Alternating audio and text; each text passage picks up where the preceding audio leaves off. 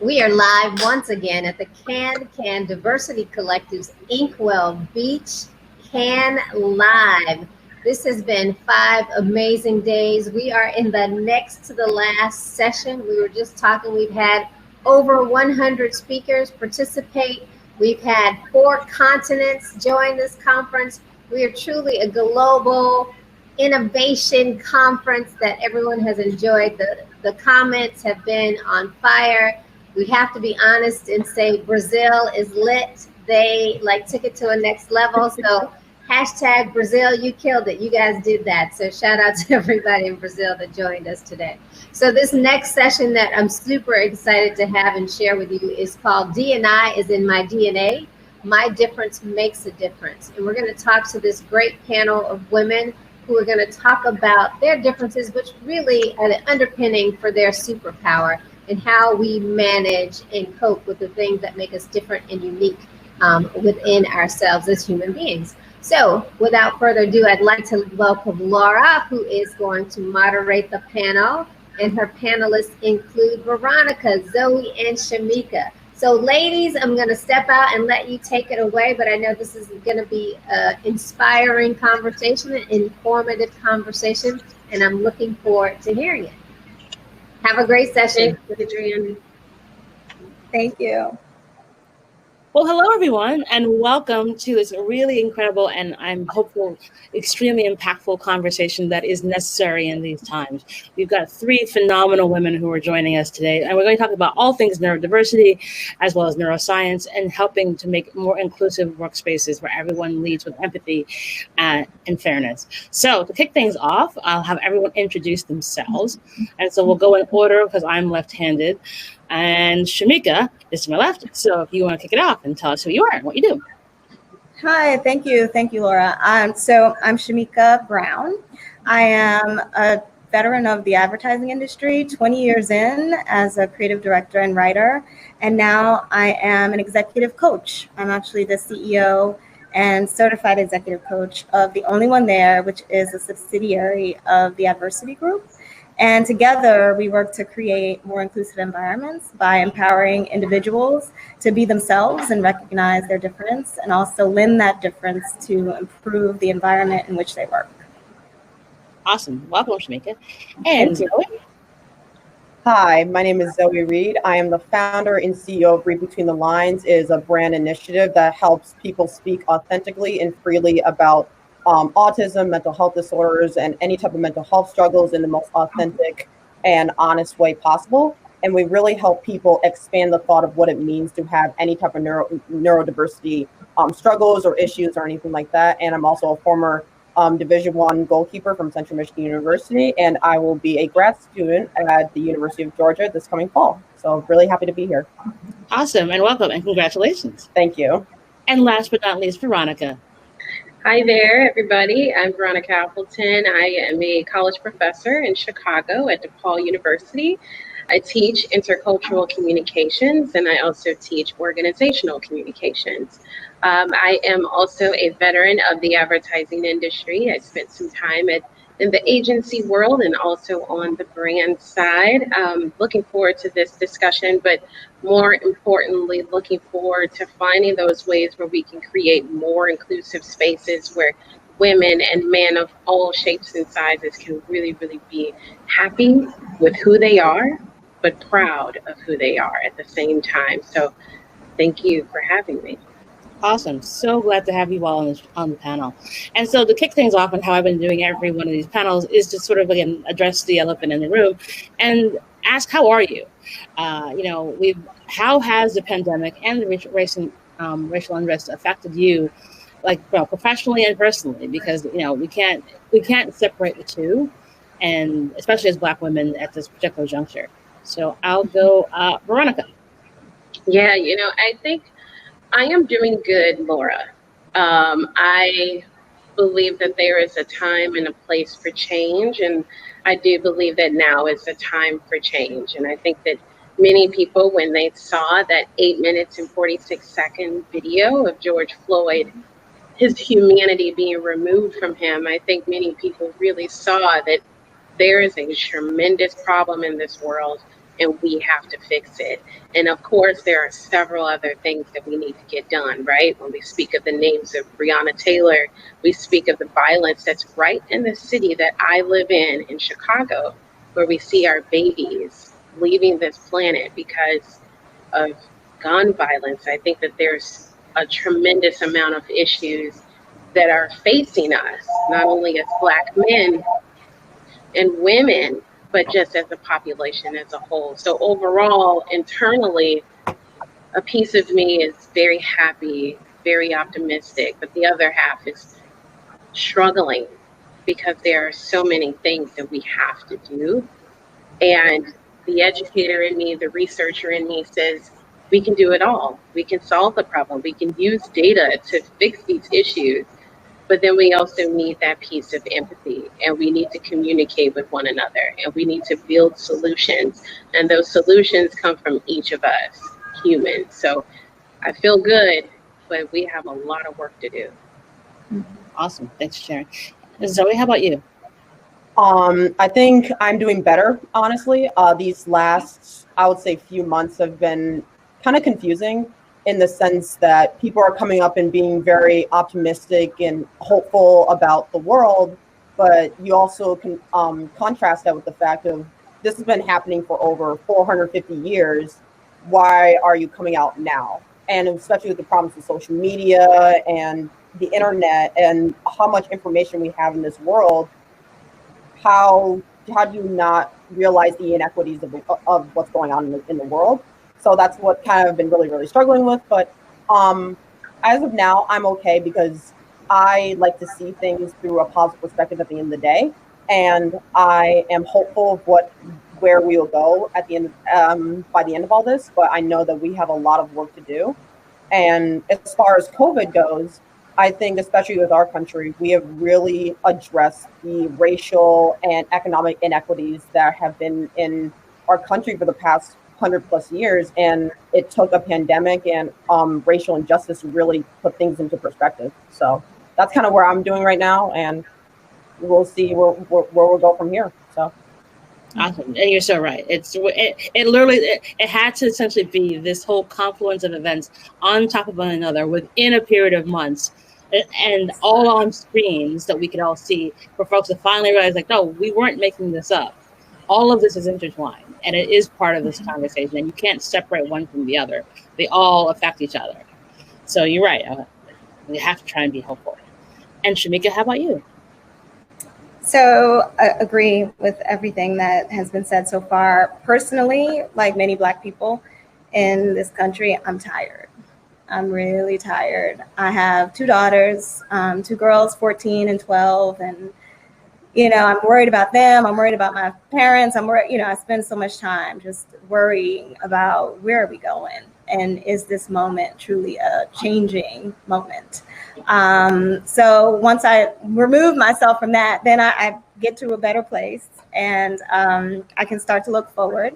I launched my company officially at the end of February. And so when the pandemic came, it's like, seriously, like I've been working on this for like a year. Like, really, we're going to do this right now?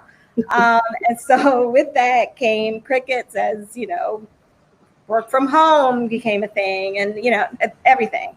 And George Floyd and his murder happened. And to Zoe's point, it kind of shook the world awake. And so in the space of leadership development and coaching, organizations are now taking a look internally to see where their systems have gone wrong and the roles that they played in systemic discrimination. So from that lens, I'm hopeful as well that we can partner with organizations that are really ready to do something meaningful and make a difference. Awesome. And so obviously this conversation is going to center on neurodiversity. And so Zoe, I'd love for you to share, what prompted you to create your company and what the response has been along the way. So like I said before, my company is called Read Between the Lines. We are a brand initiative /blog that really expands the thought of what it means to have a spectrum. And we talk about a wide range of spectrums that really challenge autism notions, mental health disorders, and mental health struggles. And we do it in a very authentic, free-flowing, and unapologetic way. and we really allow people to expand what it means to have a spectrum disorder. Because me personally, I have ASD, I have persuasive developmental disorder not otherwise specified, which is just a high functioning form of autism. And when you say autism to someone, people immediately have negative connotations with that. So when you have to explain autism to someone, you have to put someone in some form of cognitive dissonance that really challenges what you think about that. And I've been doing that my entire life. I've never allowed somebody to really undermine me because you have a different or misconfiguration of the brain. It doesn't matter. We are all different and one the same at the same time. And I really wanted to challenge that.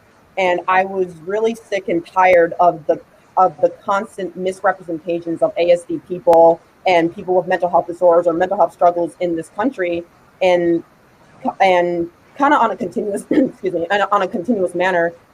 These types of people are not speaking for themselves, and they're not speaking their own stories. And I really wanted to create a space where people just tell their own stories of how they got to this point in their lives and how they pushed through all of the negative connotations and negative preconceptions of other people. And I just wanted to create that platform for people to really just speak. And because I'm like Shameka said, I'm tired. I'm very, very tired. And I'm just tired of just people speaking for other people, because you should always speak for yourself. And that's what Read Between the Lines is all about, is development and shared experiences and constant conversations really change perspectives. And that's what it's about. So. Awesome. And, was part of the reason why I thought it was really important to have this conversation, because we don't see this conversation around neurodiversity around Black women. It's usually white men, and there's every accommodation under creation made for them. And whether if you're a technology company, everyone wears you can wear headphones, you can work till 3:00 in the morning at home. We don't care. But in the workplace now, when you talk about any kind of neurodiversity for Black women, you don't often hear about this. Like, oh, are you really? That's what you say that you are, versus leading with this empathy that you would have if it was a white dude who told you that they were on the spectrum. So I think it's really interesting that how the perceived notions have hit right now, where folks are like, oh, actually, it does affect Black people. You can be neurodiverse. So. Did you have any sort of pushback or folks or people more apt to listening to you as you built the platform? Yeah. So going back to what you said, I think it's crazy that Black authenticity is at such a high demand, yet we are very, very disrespected at the same time. And the thing about us Black women is that we are at such a high supply rate. People demand our perspective so much, yet we are so disrespected, because people, no matter what, people put us in these boxes of what a Black woman is. And I really want to create a platform where you want to expand what that really means. And we've been trying to do that for the past, let's say, 450 years. And I really want to expand that thought. But going back to your original point, is originally it didn't get the traffic I really wanted it to. But I kind of expected that, because this is told from a completely different perspective, from a Black woman that was a former Division I athlete that went against all the notions of what people were talking about.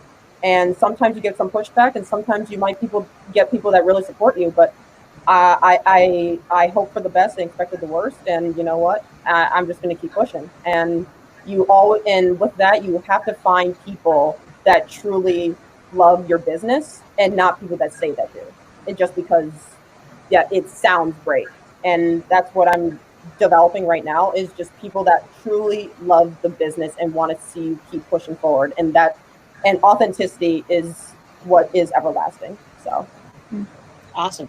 And Veronica, so you're the academic on the panel, and so you've done a lot of work in this space. So what have you been seeing in terms of how we can sort of make workplaces more inclusive, but also, again, being aware that neurodiversity does affect Black people, especially Black women, and it's sort of like the secret no one wants to talk about. Yeah, absolutely. And Zoe, thank you for sharing the work that you've been doing, and just as a student of the work, because I think that that's so important, where we see young Black women operating in that space of science and in that space of research, because we're out there.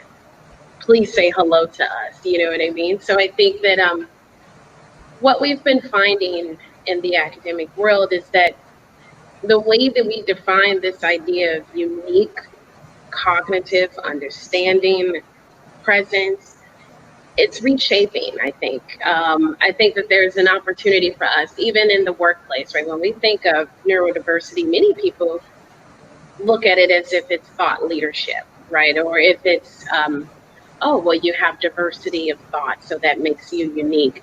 But there's a tremendous amount of stigma that's attached to having any form of a disability. And I think that that's where the true hindrance is, right? If you say that you have a disability, then people automatically look at you as if it's a problem. You cannot perform at the level that you said that you would in that role. So I think that the things that we have to do, and similar to the work that Zoe is doing, it's reshaping the narrative. Yes, I can do all the things that I say that I'm going to do, despite my disability, despite the fact that you think that the color of my skin will give you less quality of work, because we've reshaped that narrative multiple times. So I think the more and more that we do this work, the more and more that people will find that you don't have to accept me. I'm going to do what I'm going to do because I accept myself. So what we found in research is that, yes, there's one, stigma, but two, as many times as we have examples that show that this can be done and show that the identity has been reshaped, that's what's going to change the narrative. That's what's going to change behaviors in the future. Awesome. And it's so true. I mean, I'll give you a perfect example. Yours truly. So I'm dyslexic. Most people do not know this because, I have a certain, oh, well, Laura does a lot of stuff and isn't that interesting? But it's not that I didn't want to tell people that I'm dyslexic. I just didn't feel like I needed to. And it was interesting for me because I speak all the time on all different types of topics. And last fall was the very first time at a WP event that I actually talked about it through this conversation around covering. And what was interesting to me was that, one, lots of folks were like, oh my gosh, I had no idea. And I'm like, as if that's something that it doesn't affect the work that I do. Like, where I am on that spectrum is different than a lot of other folks. But more importantly, the other Black women who were in that room came up to me and said, you're the first Black woman we've seen in corporate talk about being dyslexic. And you have no idea what it means to actually see you. Because for us, we oftentimes feel like we're in this sort of very, very, very small vacuum and can't make any mistakes because everyone's looking to find a reason as to why there's something wrong with you and you're not going to do your best because you're a Black lady. And so it is very much to sort of start having these conversations louder right now so that folks can, one, see it and be it, but also acknowledge that there's a lot, there's so much diversity amongst us as well. And Shameka, as you being such a coach, I think you'd have a lot to say and how this sort of goes with your company being the only one. Yes, yeah. So for much of my career in creative departments, I was the only one there, hence the name of my company, whether it was the only Black person or the only Black woman. At one point, I was the only married woman, then I became the only mother. Like, it's been a lot of firsts, unfortunately, given the time that we live in. But in that, I realized very early on that I can't disappear. You're going to see me when I come in, whether I want to be seen or not. So I might as well shine. And one of the things that has come up quite often with a lot of my clients, many of which are women of color, but I do have clients that are also managers and have to lead diverse teams, is that feeling doesn't go away. And it's like, how do you change that feeling from one of exclusion to one of power? And what we try to do at the Adversity Group is really start with the foundation that we're all human and that we are one of one. There is no one like you, so might as well stand firm and strong in what makes you different and bring that to the table. In this time, in recent weeks particularly, I think a lot of people have moved from that homogenous space of, having people conform and realizing that that's really not where the future lies. And that's been the way of business in the past, and that's not something that they can afford to continue.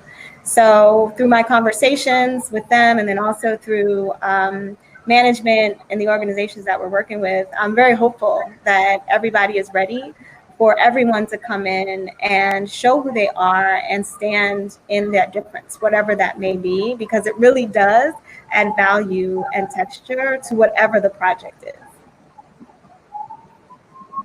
And so, Veronica, we're all trying to figure all this stuff out.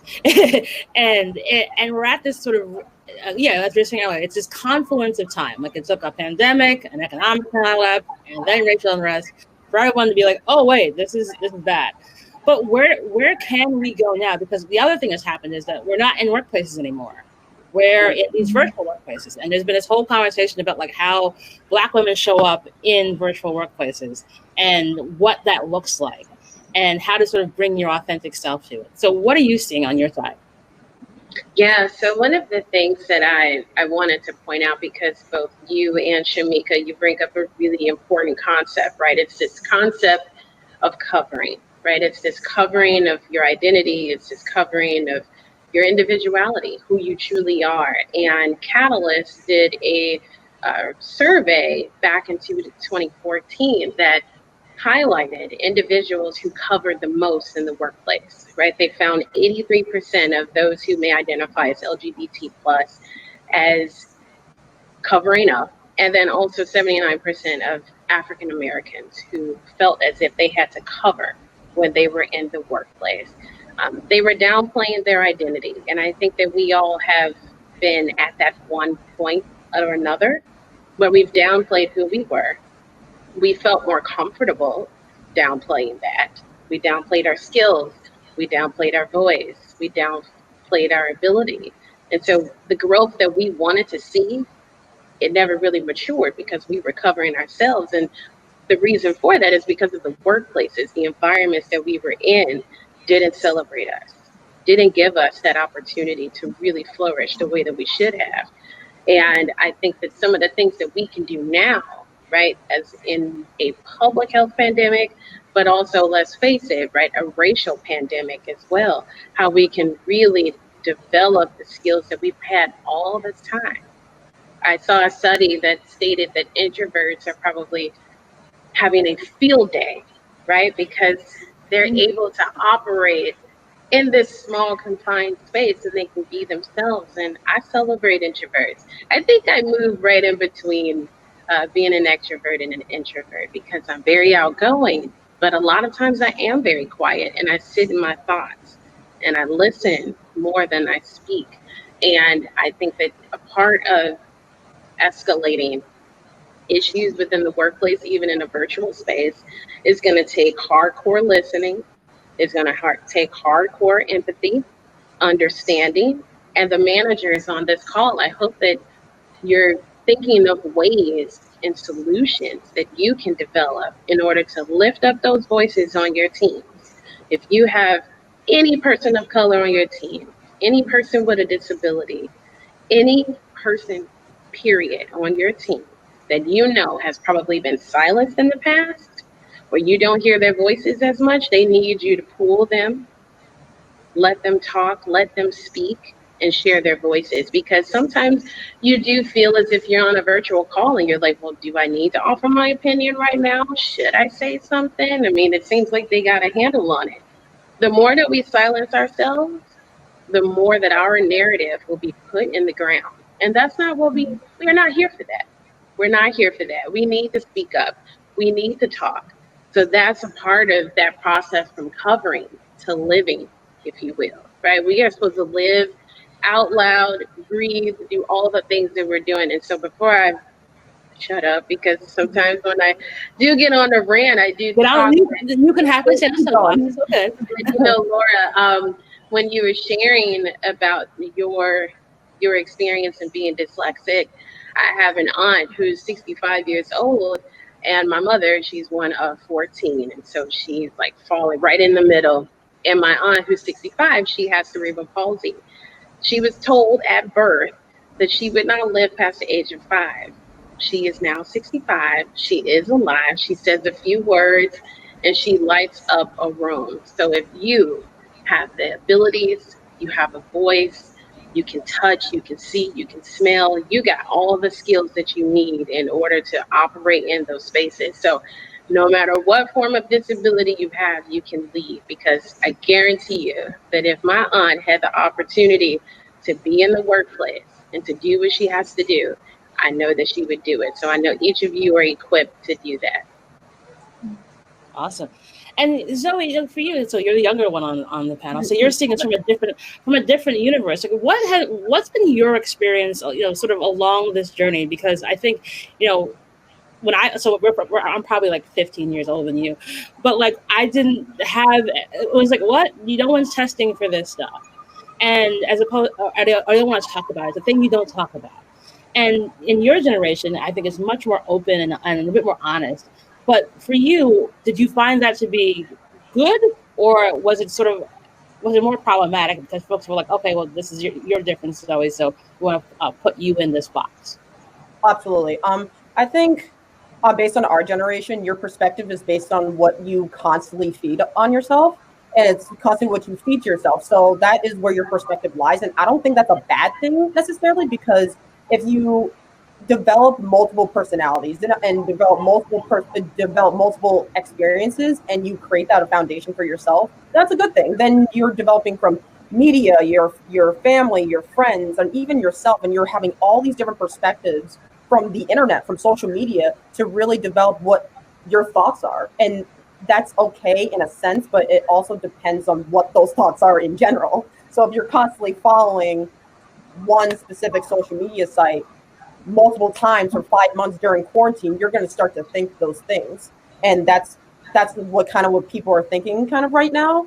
And there's a lot of misinformation being propagated right now, and people don't know what's true. So that's one thing.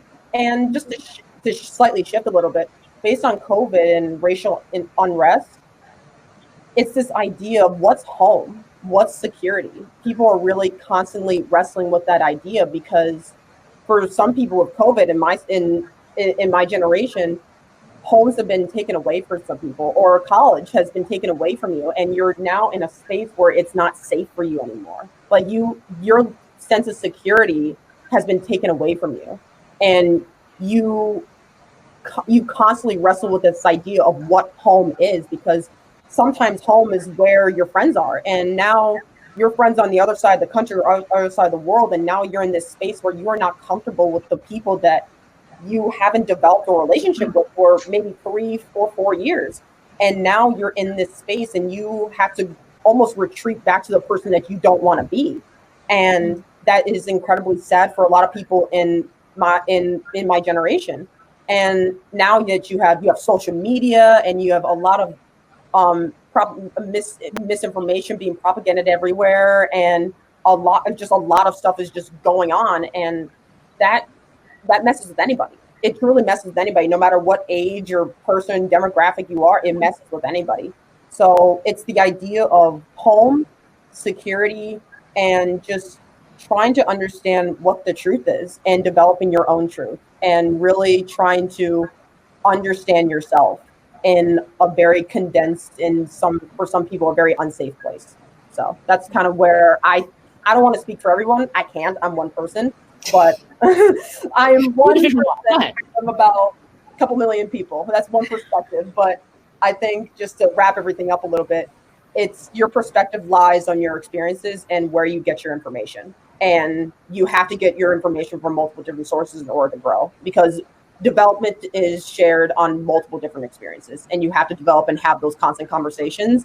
And if you're not having those conversations with people that you love in a space that is not safe for you, then it's really hard for people to develop right now. So yeah, I mean, you're so dead on about this idea of home, and what does home look like, and how home has changed in the last 4 to 5 months, in terms of because your home also could have been your workplace. Like, your workplace could have been your one safe place where you could actually be who you are for 8 hours a day with your tribe and coworkers. And then when you had to go home, it was something different. And that's all been ripped apart as a result of that. And so the effects on that with regard to your mental health just go out the window. because now you don't feel comfortable, you don't feel okay, you're not sleeping. You have this sort of uncertain thing in the air that could potentially kill you. It's killing more of us more than anybody else. It's also killing our elderly relatives, our parents, our grandparents, aunts and uncles at alarming rates. And you add all that pressure, and it's so overwhelming for so many people. And you're like, okay, now go to work. How's this supposed to work?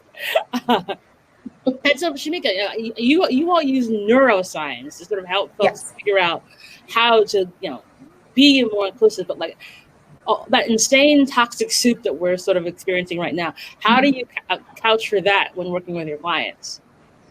So a lot of my clients are actually at that mid-level, and quite honestly, they haven't had a lot of data on themselves. So, they haven't had a lot of reviews at that point in their career. They haven't had a lot of assessments. And so what I try to do is begin with neuroscience. And one of the first things we do is I have them take an assessment called the Needling Brain Instruments, which is the MBI. And it's about the way you think and about your brain.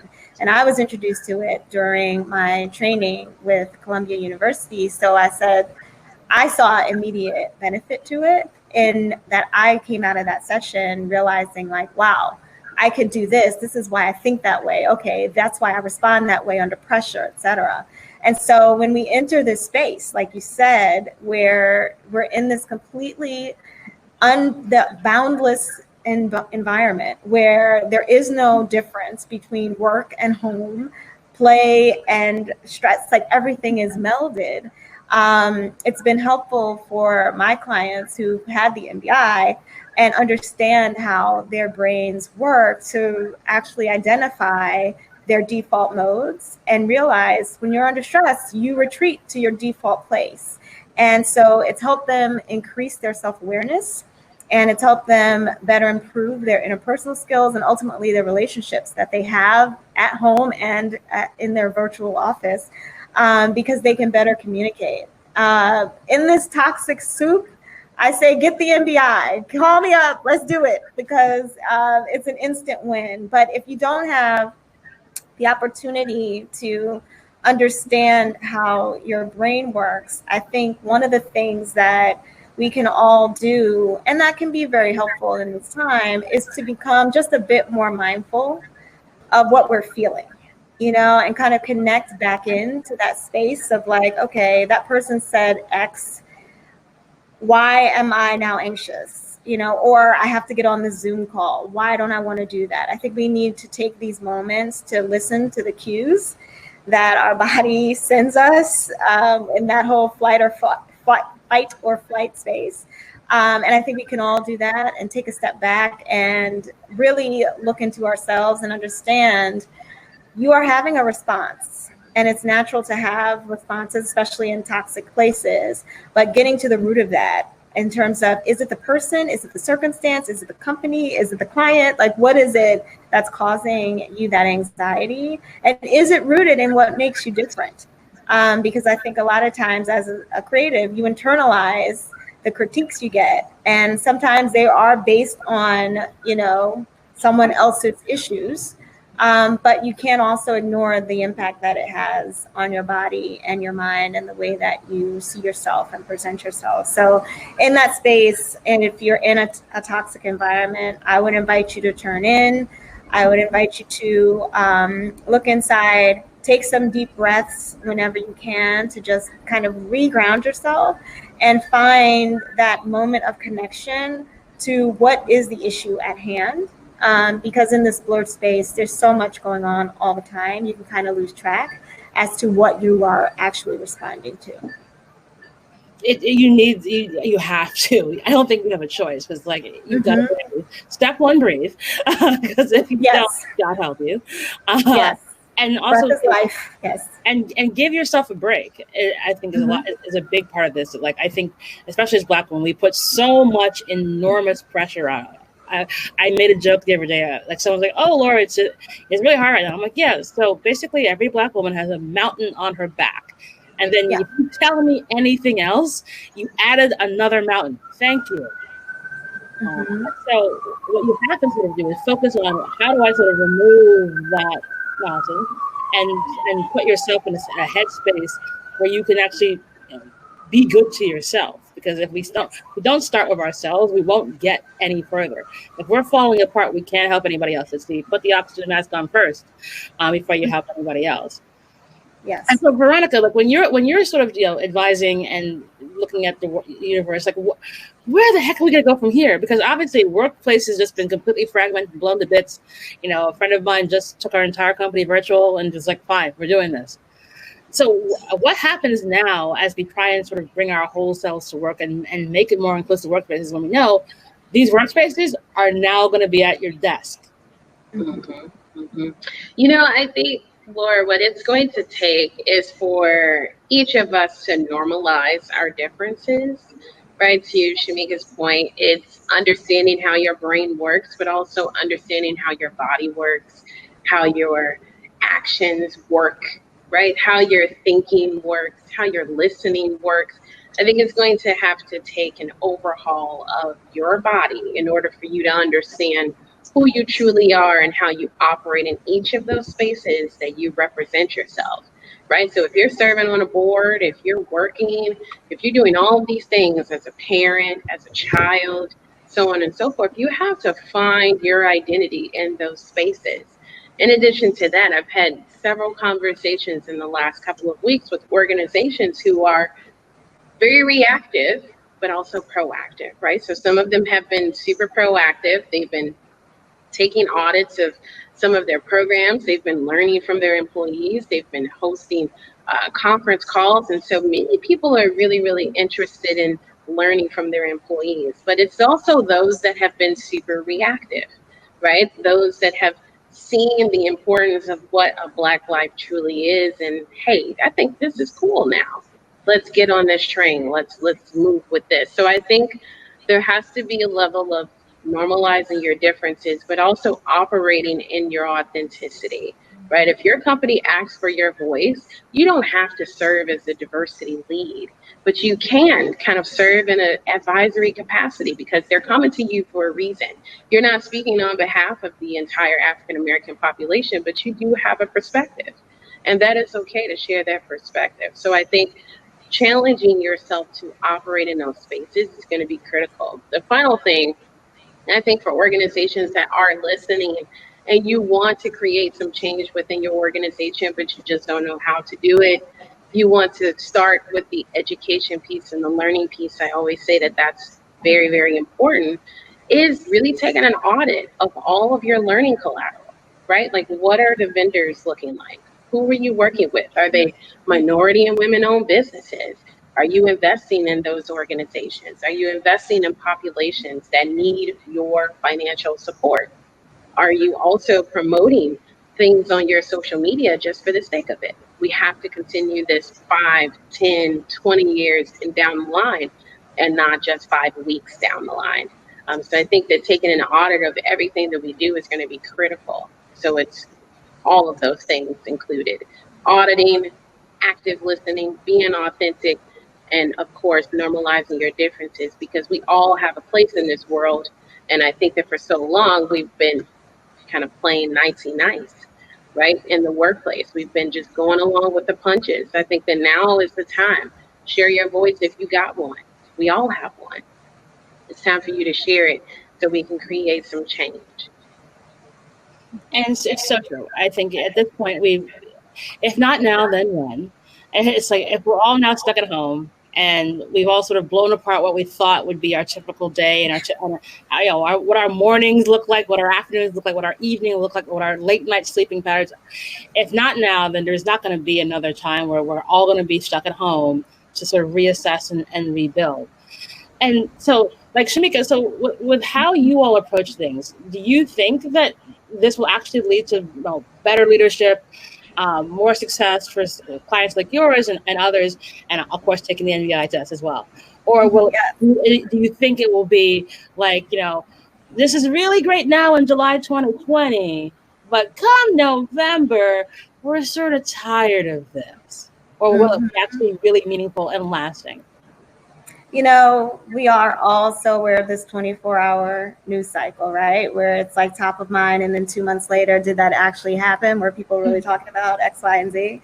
For us, the phone is ringing off the hook. And what we're doing is really evaluating who we want to partner with, because everyone is in this reactive state, right? Where they're suddenly aware that there's been injustice for hundreds of years. And that's amazing and fantastic.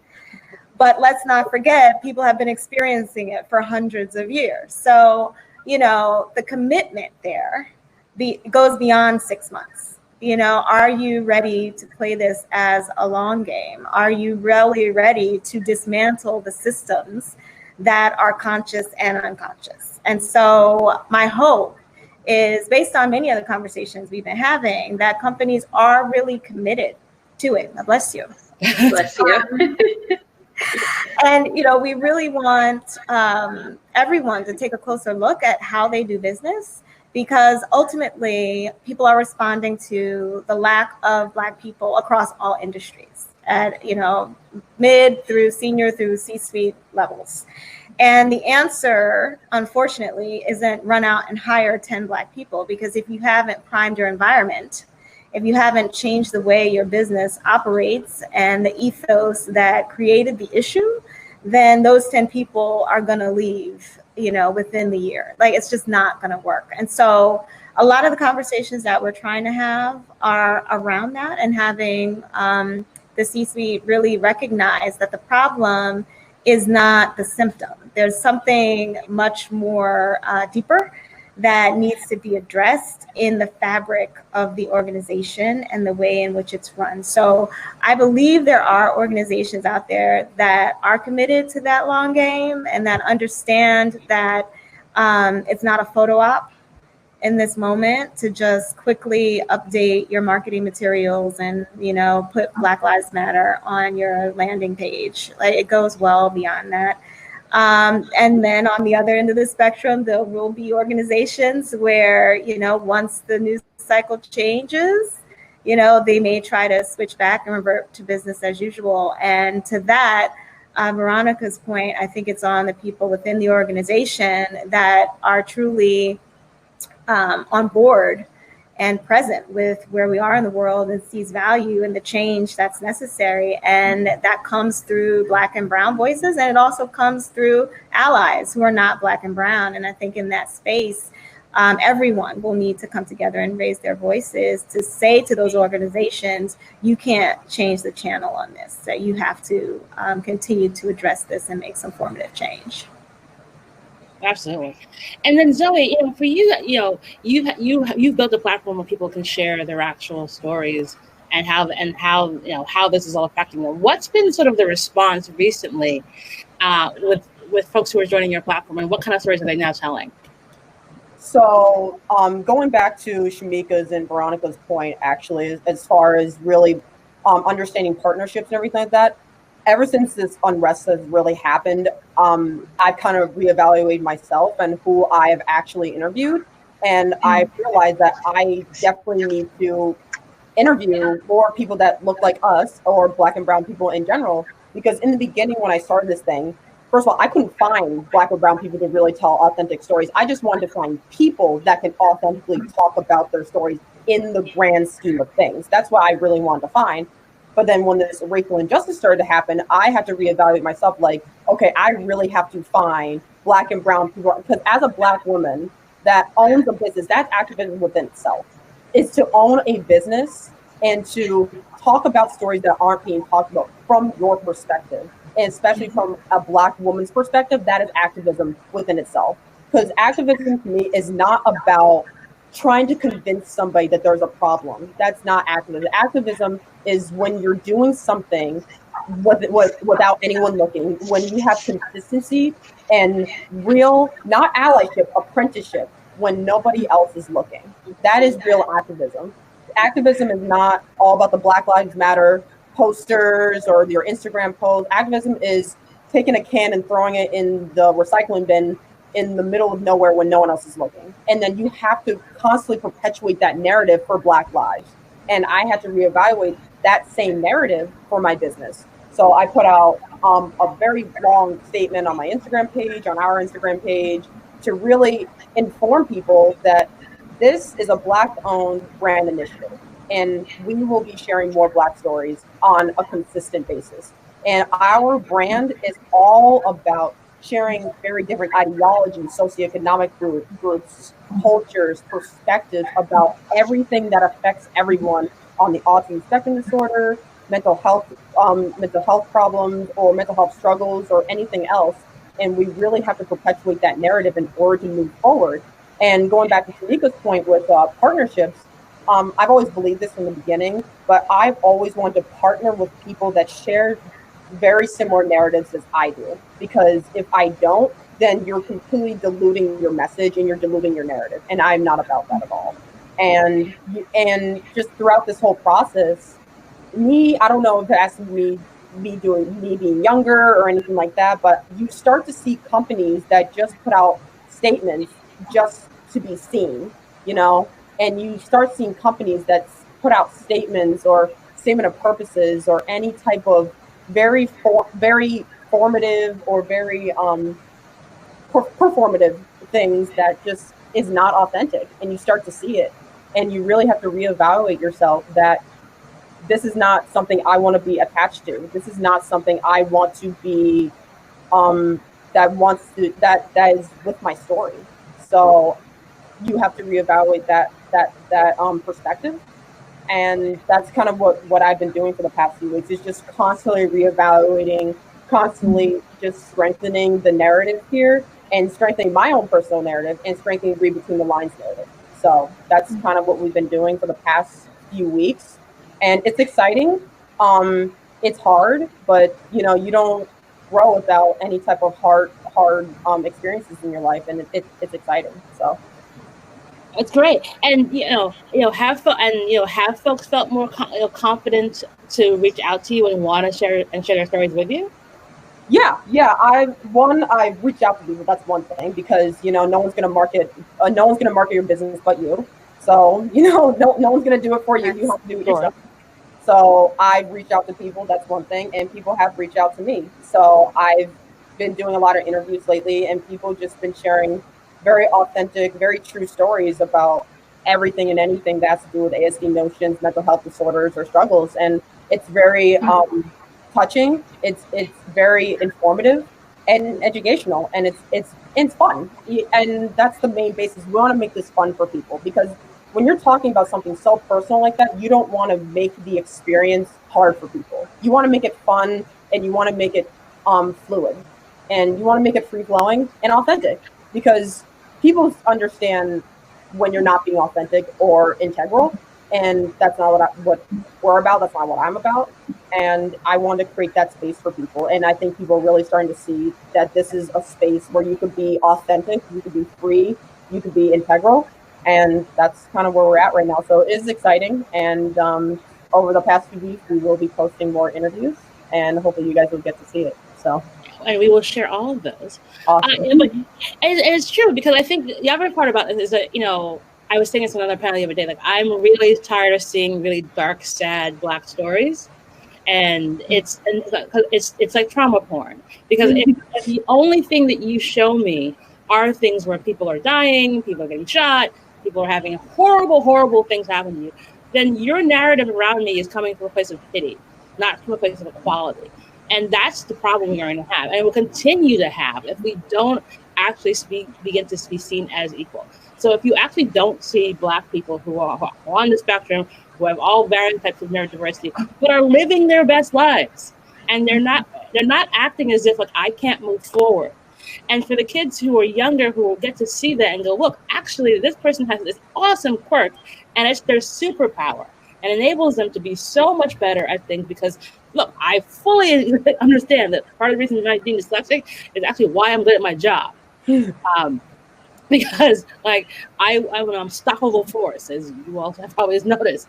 I can see things way faster than other folks, and that's what has to happen. It's going to happen. And that is, that's a core tenet of someone who's dyslexic, which is like being hard-headed, as what they would used to call it. But if those stories aren't shown in a way that depict it as, hey, with this they were able to do this, then that narrative never changes. Well, they're just Black, and so I hope it works out for you. So that that is key right now, instead of moving the conversation towards a positive, and that this is a superpower.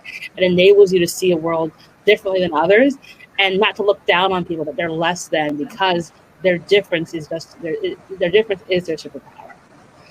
And Laura, if I can just add to that, if possible, I think one of the more beautiful things that is nothing new, but it's really young minds like Zoe who are doing the things that are going to push this narrative forward, right? We all operate in our peaceful protests every day, right? We're in roles that people who look like us have never had before, right? We're operating in new spaces on board teams. We're serving as board of directors. We're doing things that our ancestors would be so happy to see, right? We are thinking of Medgar Evers. We're thinking of John Lewis, who is still alive today. And I think many people are really, really happy with what we're doing, and we have to continue doing it. And yes, we can have our moment of being tired, but we're energized. We got this. We're ready. I don't think that there's a moment where we should ever feel as if our efforts haven't been placed in the right spaces, because the fact that we're having this conversation right now shows the importance of it. We're not tired. We're energized. We're ready. So I just wanted to make sure that I highlighted that, because we operate in our peaceful protests every day. Yeah. The things that we do, that is truly going to push the needle and really move this conversation forward so that we can see clear change. Yeah, one more thing to add is I really try to stay away from any type of stigmatizing rhetoric or any type of stigmatizing just microaggressions, not just racial, any type of microaggressions that truly make you different, because I don't like to say that you're different or you're this, you're that, because sometimes in my experiences, when you say somebody is different, you marginalize them immediately and you put them in boxes. And then when we all know, when you put someone in boxes, that's problematic. And when you put someone in a box, they can't grow. So I don't like to say that people are different, or, I mean, to Laura's point, not that you meant it, I don't like to say superpower. It's just a different way of thinking. It doesn't matter. You know what I mean? Mm-hmm. That's like you have this superpower. You're different. You're this, because in a lot of people's experiences, when you say those things, you almost marginalize them, and then it creates this narrative that you can't say anything because immediately someone's going to put you in a box. And that's not right. It's just not right. It's not morally right. So I when I have conversations with people, when someone says they have ASD or they have depression or ASD or dyslexia, I'm just like, okay, it's just a different way of thinking. And that's all it is. And you're human. And being human means having a spectrum of so many different experiences, notions, and conceptual frameworks that make you you. And it's so beautiful. And whether that's superficial or not, it's so beautiful. And to say that you are different than everybody else, it depends where you put that difference, and whether that difference is marginalized and whether that creates inequities. And I don't like to say those things. And especially within the ASD community, there's so many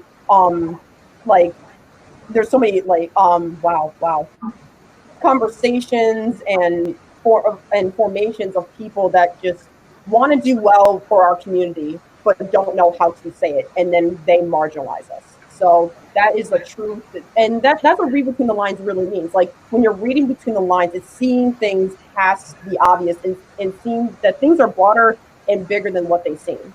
And that's kind of what I really want to highlight here. So. The beauty of conversations like this is just that, right? It's like, you elevate and create a platform so that even if you are different, you realize immediately that you're not alone. And I think that's the beauty of everything that we've shared today. It's just a beautiful thing. Yeah, absolutely. Like, no one is alone in this ride here. Like, I think I hate saying that we're all in this together, but we're all in this together. We're at this really unique moment in our country's history, and I think however you want to approach it in your way, you will get there. And this road is not going to be somewhere when you're walking alone, but you're walking with lots of other folks who are supporting and cheering you on. So, it's July 2020. Where do you all think we're going to be a year from now? Obviously, hopefully outside. Step one. But where do you all think, from a workplace, from a Read Between the Lines point, where do you all think we'll be in July 2021? It's a very difficult question, Laura. I know, it's a big one. I think, like Shameka and Zoe, I'm so optimistic about the future. And, I always say I never want to play God's role because I love surprises sometimes. But what I really, really hope for is that there's more students who are interested in this field of study, right? And specifically students of color, because I think oftentimes, the worlds that we grow up in, they say, well, hey, get you a steady job, get you a job that is going to pay you right when you graduate from college. And I think that we've been reshaping that narrative for years, right? We are talking to creative folks. And so all of those that have that creative DNA inside of you, do not remove it. I think it's important that we continuously exercise and flex that muscle, because that gives us that life that we need to breathe. So I really, really hope that more young people feel energized about their unique cognitive spirit. In the vein of Zoe's not using certain words, I think that we can obviously operate in those spaces and use our thought processes in order to create the change that we want to see. And I think that we have, yes, a lot to do, but to earlier in the day, the conversation of your Instagram posts aren't going to save me. I think that that's a very, very important line, right? That is something to always remind ourselves of, is you can't just share something on social media and expect change to happen. You have to be on the ground, actually doing the work, serving in all the kind of ways that you can in order to do these things. So it's getting accepted to college, getting accepted to grad school, raising your hand at work during that virtual meeting, managing more teams, because you can manage from your own house. So let's really, really try to find a way to do that and really connect with each other the best way possible. So I'm optimistic and I'm super, super hopeful that we'll be having this conversation where we'll be looking at the headlines and saying, wow, a lot has changed in the last year. I'm hopeful. We'll have some measurement around that, Veronica. How about you? I hope that there's a greater understanding of intersectionality. I hope that more of us are leading our lives with greater empathy and understanding toward our fellow humans. And I also hope that we learn some lessons here on several fronts, and that no more lives need to be lost to ignorance. That's my hope. And last but not least, what do you think? 1 year from now, I will be in school. I will be in Georgia. That's one thing. Two, I am also optimistic, but I'm also realistic. I think we're still going to have COVID to some degree, because our country does not respond well to these things, as we've grown to understand for the past 5 months. But no, I'm optimistic. I think definitely within a year from now, I think people are going to constantly begin to reevaluate themselves. And I think people are going to have a very, very deep understanding of what systemic racism is, and really understand where we are in this country and the world, and how we can constantly educate ourselves. And I think there's going to be a lot of changes, but I think what I'm very optimistic about is that there will be a lot of systemic changes in the world, and not just our country, but especially in the world, and we will especially start to feel it. So I'm optimistic about that. Awesome. Well, ladies, you have been so wonderful. I knew the minute I started reading about you all that you would vibe so beautifully and tell such really evocative stories and share so much so beautifully. It is a wonderful way to end this conversation. So I thank you so very much for sharing your experiences, and I can't wait to read about all of you all, and learn more about y'all and have you all on my podcast because you're all phenomenal. But I think it goes to show the power of what this whole event's been about. So thank you so much. And with that, I will turn it back over to the wonderful Adrienne. You guys, my mind is blown by the conversation. The chat has been very active. Zoie, they're starting a campaign to run you for president. So this is really great. And, you know, because I know your mom, you're like my niece, and we're so proud of you. We've been texting and a screenshot, and we've been searching. Oh. Okay, I'll stop. That was like, oh my gosh, she's so wonderful. She's so amazing. Okay. I'm looking at my phone now. Now I'm seeing everything. You see all the blow up, right? But we're super proud of the work that you're doing and the courage that you're showing. You taught me a lot. I'm sure you taught everyone that's listening a lot. And so we just want to thank you guys all for the session. Very enlightening. And it's a story that needs to be told, you know, as you all have said, from a Black woman's perspective. And so we're glad we were able to provide the platform to have this conversation. Just know that this will air and run again. So I'm sure you will be hearing from people. You'll get more votes for president. You'll have more clients. Like all of this will be happening. So again, thank you, Laura, Veronica, Shameka, and Zoie.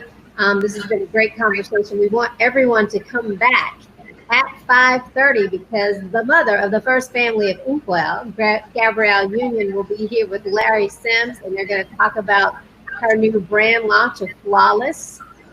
We are all, well, I can just speak for myself, in the need for this hair care product because COVID has been real to hair.